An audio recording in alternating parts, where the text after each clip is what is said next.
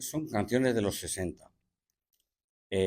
Casablanca, que hay aquí son dos componentes, supongo, me parece que también el repertorio es de canciones de aquellos años. Oregón también, lo que pasa que ellos van a cantar todo en inglés, nosotros nos dedicaremos al español y ellos en inglés, pero van a ser todo canciones de aquellos años.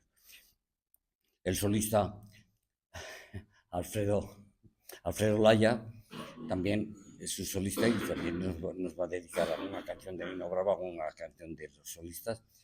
Y Luciano Valento también, también cantará algo de Frank Sinatra, pero todos de aquella época, de la época de 60-70. Somos pioneros de aquellos años, entonces nuestras canciones son de la época de los 60-70.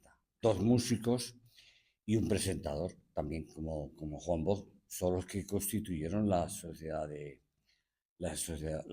de Pioneros, pero que durante estos años, pues bueno, se ha ido abandonando un poco y yo espero que después de este concierto, ese festival, tomemos un impulso.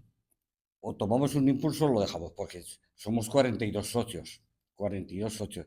Y en Zaragoza actualmente aún hay más pioneros que no nos conocen, algunos no nos conocen y otros, bueno, pues que han decidido no apuntarse a la asociación.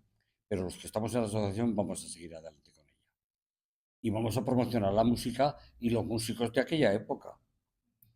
Estamos todos en una línea ya mirando hacia arriba y antes de que nos vayamos, vamos a morir en el escenario.